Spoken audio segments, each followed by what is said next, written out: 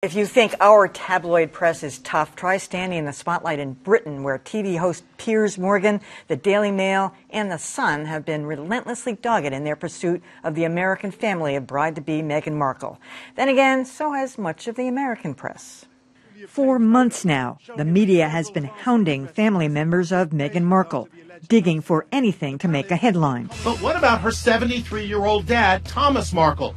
I went in search of him where he lives south of the border. A while back, Kensington Palace sent letters to all the British press, asking that they give the Markle family privacy, especially those who didn't want to talk, like Meghan's father, Thomas.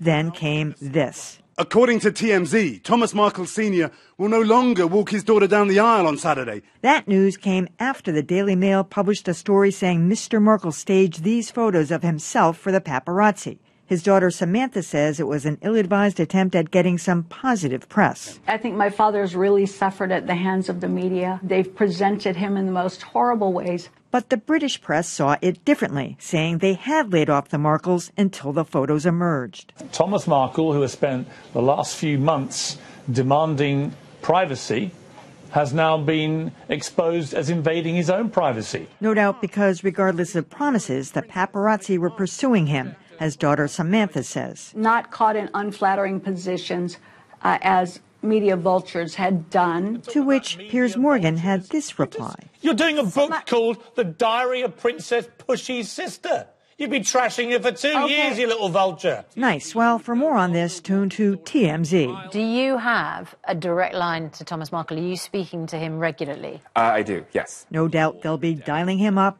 during the wedding. I don't know what to make of this. It's just really unfortunate. It's unfortunate that it unfolded in the last week. I definitely have sympathy for the family, and I think Buckingham Palace, Kensington Palace, tried to do the right thing by saying, you know, don't do this. Please don't dog them. I mean, the photographers are always going to do it, whether you send a reporter or not. There's no question they weren't going to honor that, although some people like Piers Morgan claim that they did. When you say I have sympathy for the family, which family do you mean? I mean, her family. Because my sense is that her dad might have wanted out of the limelight, but that the half-sister and half-brother want as much screen time as they can possibly get. The half-sister even dyed her hair black to look more like Meghan Markle. She was blonde in her earlier interviews. I think tabloids are going to tabloid. Yeah. This is the dirt that their readers want, so they're digging it up. But I wouldn't say the tabloids are hounding them as much as they're offering them opportunities to shill their new book about the half-sister they haven't seen in a decade, the gossip about how great their half-sister was as a little kid when they haven't talked to her in 2 years. The open letter from the half-brother saying that she's a conniving, Machiavellian woman or whatever. Exactly. Yeah. This is reality TV, celebrity because I'm famous kind of culture writ large. I think the real problem here is that you have a royal family. I mean, we start with that as a proposition. Dan, give it up. You know, I mean, I just think that anything that involves Piers Morgan is something that is to be avoided at all costs.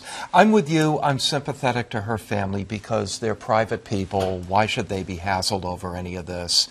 And for those who are going to be watching the wedding this weekend, I say enjoy. I mean, they're not children, you know. There's sort of this unwritten rule about hands off of children. They're certainly not. They're able-bodied adults, but they've never seen anything like this. No, they haven't seen anything like this. And you know, they're not children, but fundamentally they're private people. And this is, you know, a wedding between a prince and an actress. And leave it alone. I would say the father and the mother are private people. The rest of those people have been selling themselves down. And it was the sister that staged that for the father. And he didn't understand what was happening. So, I mean, she ought to go somewhere. Piers is right, and I can't stand him. You know, she is a little vulture. Right. You know, she's a little vulture. Yeah, so, I mean, your memoir, you're not being hounded.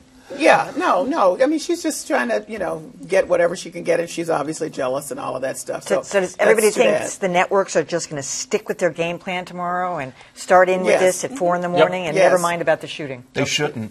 I'm pretty sure. I think they may take some breaks, but remember, it only goes till 10 our time. Yeah, that's so true. really, the diehards would have gotten up and gotten their fix. So by the 10 o'clock, they can switch over. And I don't want to belabor what I said earlier, but I will anyway. They'll go with the wedding because the wedding is unusual, and mass shootings have become routine. Yeah. There's also a suspect in custody, so there's less to develop right now. Well, motivation is often, you know. But they could do the stories of the people who are dead, and there's 10 kids at least. Nine kids and one teacher. Yeah. So. And it's early. There may be further developments that make the shooting a very different kind of story. Equipment, pressure cookers and all that. So my prediction is right around 10:01. 10 o'clock we'll be switching. Yeah, that's right. Yeah. That's when I'll be tuning in.